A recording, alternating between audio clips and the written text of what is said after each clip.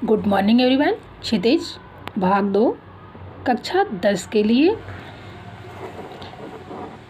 हम लोग नौबत खाने में इबादत इस पाठ का अध्ययन हम लोग कर चुके थे। आज हम लोग अपने इस वीडियो में इसका अभ्यास कार्य करेंगे। प्रश्न अभ्यास, इसका प्रश्न अभ्यास है, आज हम लोग अपने इस वीडियो में करेंगे। तो पहला प्रश्न है, शहनाई की दुनिया में डुमराव को क्यों याद किया जाता है। देखिए हम लिखे हैं कक्षा 10 अध्याय 16 नौबत खाने में इबादत अभ्यास कार्य।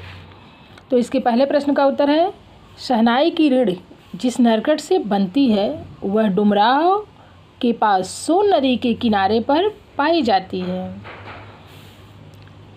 और मशहूर शहनाई वादक उस्ताद बिस्मिल्लाह खां डुमराव के निवासी थे, इसलिए शहनाई की दुनिया में डुमराव को याद किया जाता है।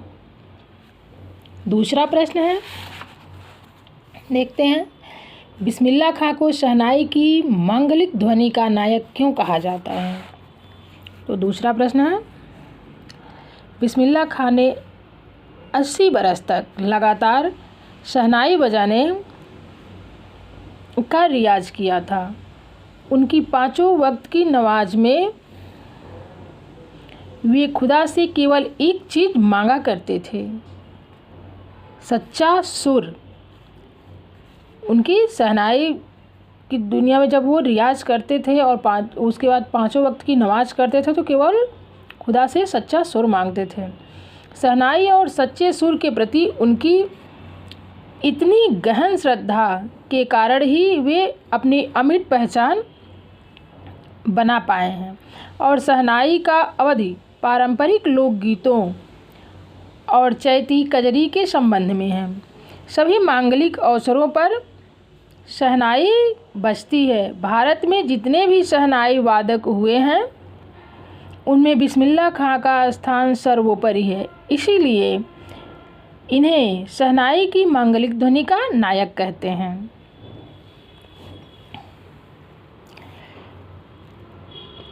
तीसरा प्रश्न है, सुशीर वाद्यों से क्या अभिप्राय है। शहनाई को सुशीर वाद्यों में शाह की उपाधि क्यों दी गई होगी। तो इस प्रश्न का उत्तर है, सुशीर वाद्यों से अभिप्राय फूंक कर बजाए जाने वाले वाद्य सुशीर है। मतलब सुशीर वाद्य मतलब जिसमें फूंक मार कर बजाया जाए। सुशीर वाद्यों में शहनाई, मुरली, बंसी, मुरछंग और सिंगी आदि आते हैं। शहनाई को संगीत शास्त्र के अंतर्गत सुशीर वाद्यों में गिना जाता है। इस वाद्य का स्वर अत्यंत हृदयग्राही एवं मनमोहक होता है। सुशीर वाद्यों में शहनाई को शाह की उपाधि इसलिए दी गई क्योंकि अरब देश में फूंक मारकर बजाए जाने वाले वाद्य जिसमें नरकट की रीढ़ होती है उसे नए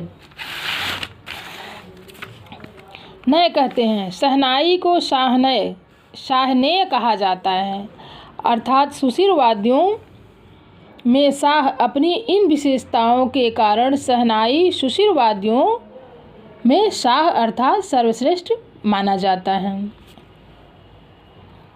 चौथा प्रश्न है, आशय स्पष्ट कीजिए। फटा सुर ना बख्शे लुंगी का क्या है। आज फटी है तो कल सी जाएगी।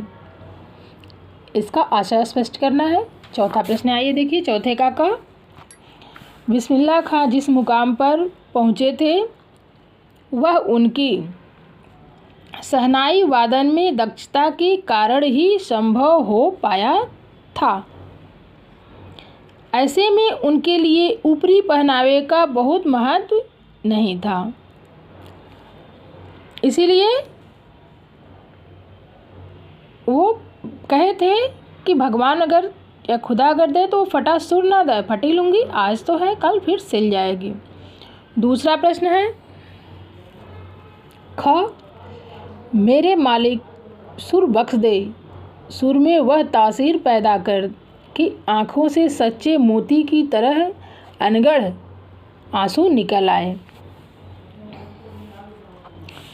बिस्मिल्लाह खां में हमेशा नई ऊंचाइयों को छूने की ललक थी।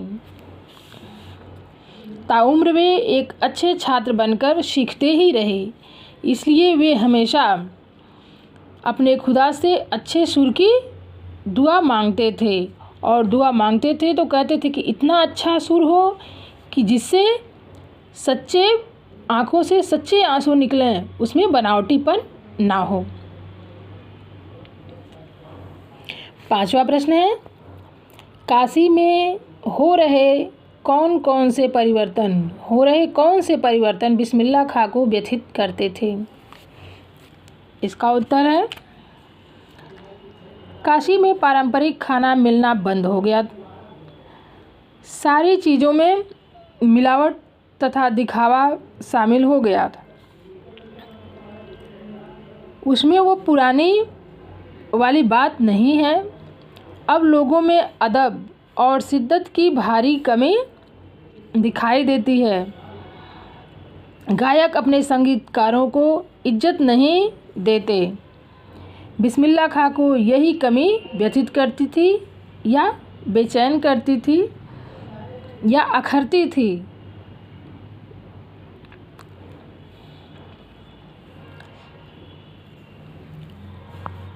प्रश्न नंबर 6, पाठ में आए किन प्रसंगों के आधार पर आप कह सकते हैं कि पहला का बिस्मिल्लाह खां मिली-जुली संस्कृति के प्रतीक थे? इसका उत्तर देखिए। का बिस्मिल्लाह खां मंदिरों में जितने मज़े से शहनाई बजाते थे, उतने ही मज़े से वे मस्जिदों में भी बजाते थे। बिस्मिल्लाह खां शहनाई बजाना शुरू किए बालाजी मंदिर से, और वे मुहर्रम के समय खड़े होकर 8 किलोमीटर पैदल चल कर के शहनाई बजाते थे। तो उनके लिए दोनों जगह, वो मंदिर में भी बजाते थे और मुहर्रम के समय भी बजाते थे। और दूसरा क्या है, वे होली को जितनी खुशी के साथ मनाते थे, उतनी ही खुशी के साथ वे ईद को भी मनाते थे। उनको जितना मज़ा होली मनाने में आता था, उतना ही मज़ा ईद में भी आता था। इन्हीं प्रसंगों से ये पता चलता है कि वे मिलीजुली संस्कृति के प्रतीक थे।